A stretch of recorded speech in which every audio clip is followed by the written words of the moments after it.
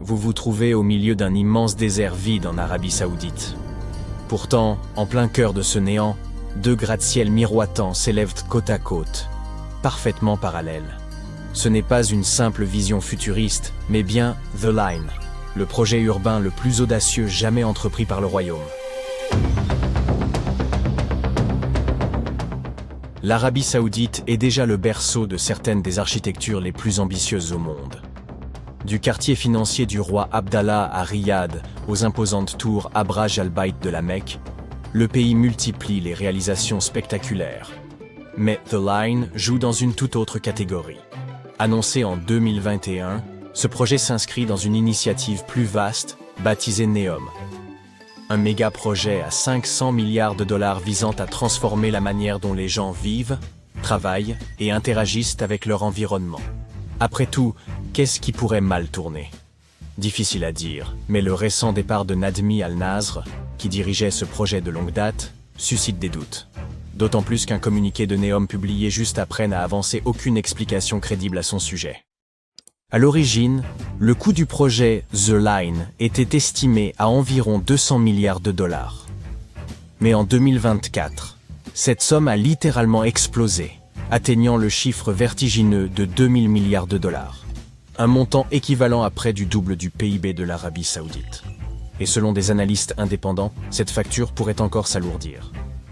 Les ambitions initiales prévoyaient la construction d'environ 16 km du projet et l'installation d'1,5 million d'habitants d'ici à 2030. Mais ces projections ont été considérablement revues à la baisse. Désormais, à peine plus de 2 km pourraient être achevés à cette échéance, avec moins de 300 000 résidents. Le chantier a été ralenti par de nombreux obstacles, entre défis techniques et difficultés de gestion, entraînant des retards majeurs et un avancement bien plus lent qu'espéré. Voyons maintenant ce qu'est réellement The Line. Il s'agit d'une ville entière encapsulée dans deux gratte-ciel parallèles de 500 mètres de hauteur, surpassant presque tous les plus hauts édifices au monde. Ces structures colossales, larges de 200 mètres, s'étendent sur une distance vertigineuse de 170 km dans le nord-ouest de l'Arabie Saoudite, à proximité de la mer Rouge. Le plus impressionnant, l'ensemble de la ville tient dans cette seule structure. Aucune voiture, aucune route, aucune émission polluante, mais nous détaillerons ces aspects plus tard. Ce gigantesque complexe est conçu pour accueillir 9 millions d'habitants, tout en fonctionnant exclusivement grâce aux énergies renouvelables. Un projet parfaitement aligné avec le plan Vision 2030 de l'Arabie Saoudite.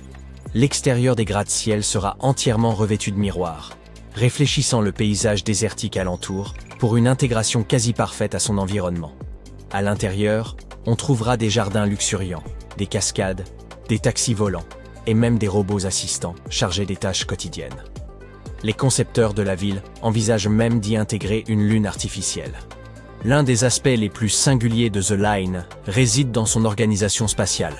Contrairement aux villes classiques qui s'étendent horizontalement, celle-ci adopte une structure verticale. Logements, bureaux, parcs, écoles et commerces sont superposés en différentes strates, réduisant ainsi la nécessité de longs déplacements. Les concepteurs assurent que toutes les commodités seront accessibles en moins de 5 minutes de marche, quel que soit l'endroit où l'on se trouve. Bien que son empreinte au sol soit réduite, cette structure verticale permet d'accueillir 9 millions d'habitants, tout en préservant des espaces verts, des zones naturelles et des équipements modernes. Un système de contrôle climatique est également prévu, maintenant une température agréable en toute saison, aussi bien à l'intérieur qu'à l'extérieur, malgré les conditions extrêmes du désert. Bien sûr, même si tout est à portée de main, il restera nécessaire de se déplacer dans la ville. Rassurez-vous, The Line a tout prévu et de la manière la plus avant-gardiste qui soit. Un train à grande vitesse reliera les deux extrémités de la ville en seulement 20 minutes. Autrement dit, il couvrira 170 km avec seulement 4 arrêts en cours de route. Imaginez pouvoir traverser toute la ville plus rapidement qu'il ne faut de temps pour parcourir une agglomération en voiture aujourd'hui. En complément du train, The Line intégrera aussi des véhicules autonomes. Ces voitures et navettes circuleront sans conducteur grâce à des technologies avancées, prenant en charge aussi bien le stationnement que l'évitement des obstacles. Encore plus impressionnant, chaque véhicule, train et infrastructure sera interconnecté via un immense réseau appelé Internet des objets. Grâce à des capteurs et des données en temps réel, le trafic pourra s'écouler sans encombre, limitant ainsi les retards et réduisant la congestion. Le projet NEOM a été évoqué pour la première fois en 2017. En plus de The Line, il comprend également une ville industrielle flottante en forme d'octogone et une luxueuse station de ski. C'est d'ailleurs là que l'Arabie Saoudite accueillera les Jeux asiatiques d'hiver en 2029. De plus, la région abritera la plus grande centrale d'énergie verte au monde, garantissant son autonomie et sa durabilité. L'objectif de NEOM est d'attirer des habitants du monde entier, non seulement pour y séjourner, mais pour s'y établir durablement. Les résidents auront même un gentilé spécifique. Ils seront appelés Néomiens. Toutefois, certains experts en urbanisme et en architecture émettent des réserves quant à ce projet. La disposition en ligne droite de la ville présente plusieurs inconvénients majeurs. À titre de comparaison, dans une métropole traditionnelle comme Johannesburg, qui couvre une superficie bien plus vaste que The Line, la distance moyenne entre deux habitants pris au hasard est d'environ 30 km. Or dans The Line, cette distance atteindrait en moyenne 56 km, soit près du double, bien que la superficie totale soit nettement plus réduite. Une telle configuration pourrait compliquer les interactions sociales et rendre les déplacements fastidieux, même avec un train à grande vitesse traversant la ville. D'après les promoteurs du projet, chaque résident aura accès à tout ce dont il a besoin en seulement 5 minutes de marche. Pourtant, certains expriment des doutes. Vivre empilé dans un espace ultra compact pourrait bien finir par être oppressant, voire insupportable. Quant à l'idée d'une façade entièrement recouverte de miroirs, si elle impressionne sur les rendus numériques, elle suscite aussi des interrogations. En réfléchissant intensément la lumière du soleil dans un environnement désertique, cette conception pourrait perturber la faune locale ou engendrer des problèmes de surchauffe inattendus. Les innovations technologiques de The Line paraissent impressionnantes, mais elles soulèvent aussi des défis majeurs. La ville repose sur l'Internet des objets et des véhicules autonomes, un concept alléchant, certes, mais qui pose question sur son application concrète dans une cité de 170 km de long. Pour garantir un fonctionnement fluide, chaque composant, voiture, train, infrastructure, devra être parfaitement synchronisé et échanger en continu des quantités massives de données en temps réel. Or, le moindre dysfonctionnement risquerait de perturber la vie quotidienne de millions d'habitants. Le train à grande vitesse, lui aussi, semble relever du rêve. Pourtant, le faire fonctionner durablement dans un désert représente un défi colossal. Entre la chaleur extrême, les déplacements de sable et l'usure accélérée des rails, les risques de retard fréquents et de coûts d'entretien exorbitants sont bien réels. Partout dans le monde, on s'interroge sur la faisabilité du projet. À l'origine, les premiers habitants devaient s'installer dans The Line d'ici 2030. Toutefois, certaines informations suggèrent que cet objectif pourrait être revu à la baisse. Un autre enjeu concerne la durabilité. L'ambitionne de fonctionner avec zéro émission et une énergie entièrement propre, mais ériger une infrastructure d'une telle envergure nécessitera des ressources colossales. Face à ces défis, l'Arabie Saoudite cherche de nouvelles stratégies de financement et tente de définir quelles parties du programme Vision 2030 doivent être mises en priorité. Un expert proche du dossier a récemment révélé que certains projets avanceraient comme prévu, tandis que d'autres pourraient être revus à la baisse. Cette vision correspond aux déclarations d'Ali Shihabi, membre du comité consultatif de NEOM, qui a reconnu que les objectifs de Vision 2030 avaient toujours été volontairement, voire excessivement, ambitieux. Il estime cependant que même si seuls certains éléments du projet voient le jour à temps, cela représentera une avancée considérable. Vous disposez d'environ 130 millions de dollars. Que feriez-vous d'une telle fortune? Envisageriez-vous un voyage dans l'espace ou préféreriez-vous acquérir une île? Il existe bien des manières de dépenser une telle somme, mais un investisseur anonyme a choisi de l'utiliser pour édifier une extravagante cité sous-marine. Le projet n'est pas encore achevé, mais de nombreuses personnes œuvrent à le concrétiser. Si tout se déroule comme prévu, vivre sous les mers pourrait, dans un avenir proche, devenir une réalité. Au siècle dernier, une carrière de calcaire se trouvait à proximité de la frontière galloise, au Royaume-Uni. Elle fut inondée dans les années 90, formant un lac profond de 80 mètres. Aujourd'hui, un vaste chantier de construction l'entoure. Des camions y acheminent des matériaux tandis que des ouvriers en combinaison y assemblent d'imposants modules, semblables à de gigantesques sous-marins futuristes. Ces structures, appelées sentinelles, constitueront les édifices d'une petite ville sous-marine.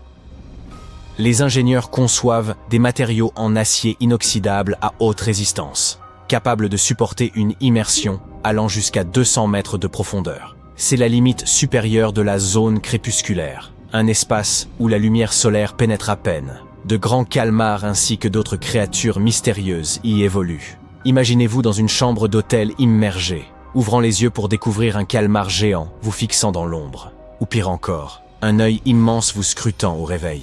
Ce genre de scène pourrait devenir réalité si les sentinelles venaient à être installées avec succès dans les abysses. Mais revenons à notre chantier lacustre. Ce projet se nomme Deep. Son ambition, rendre la vie sous-marine aussi agréable que possible. À l'intérieur des modules résidentiels, les équipes aménagent des chambres, des cuisines, des salles de bain, ainsi que de larges hublots d'observation. L'accès s'effectuera à bord de petits submersibles. Toutefois, cela n'a rien d'aussi simple qu'une course en taxi. Pour vivre sous l'eau, il faut suivre un entraînement rigoureux sous la supervision d'instructeurs qualifiés et s'exercer dans des simulateurs de vie subaquatique. Le coût de la vie y sera probablement exorbitant, mais cela devrait en valoir la peine. Au moins, on y mangera bien. Un chef cuisinier élaborera un menu dédié et les aliments seront conditionnés dans des sachets hermétiques afin d'en préserver les arômes et les nutriments. L'ensemble est prometteur, mais une question demeure. Qui finance cette entreprise ? Le mystère reste entier. Le projet Deep est soutenu par un mécène inconnu, qui a déjà investi plus de 100 millions de dollars. Il convient de noter que cette initiative n'est pas la première du genre en matière d'habitat sous-marin. Ainsi, en 1962, Jacques-Yves Cousteau, célèbre explorateur et plongeur, inaugura la maison subaquatique Conshelf 1. Il s'agissait d'un cylindre en acier installé à 10 mètres de profondeur, dans lequel 2 plongeurs vécurent durant une semaine. En 1970, plusieurs femmes passèrent également 14 jours immergées dans les Caraïbes, à une profondeur d'environ 15 mètres. L'objectif de cette expérience était d'étudier la psychologie humaine dans un environnement exigu, comparable à celui d'un vaisseau spatial. Sans grande surprise, ce projet fut en partie soutenu par la NASA. Des baies vitrées tournées vers la faune marine, une cuisine raffinée, des festivités sous-marines et l'isolement loin de toute civilisation. Tout cela paraît séduisant. Mais si l'on met un instant de côté ces attraits ludiques, existe-t-il un intérêt véritable ? Absolument. L'exploration des profondeurs océaniques. Nombre de biologistes marins estiment que l'exploration des océans est plus efficace lorsqu'elle s'effectue de l'intérieur. La plongée, en effet, présente des limites. Nos contraintes physiologiques restreignent le temps passé sous l'eau à environ 90 minutes. Des cités sous-marines offriraient la possibilité d'y séjourner durant des mois entiers. Mais l'enjeu demeure l'observation prolongée de la vie marine dans son milieu naturel. Au milieu des années 90, des chercheurs ayant entrepris l'étude du développement et de l'alimentation des coraux les avaient transférés en laboratoire.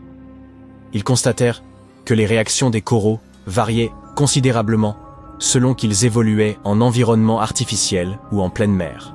Leur comportement en captivité différait nettement de celui observé dans leur habitat naturel.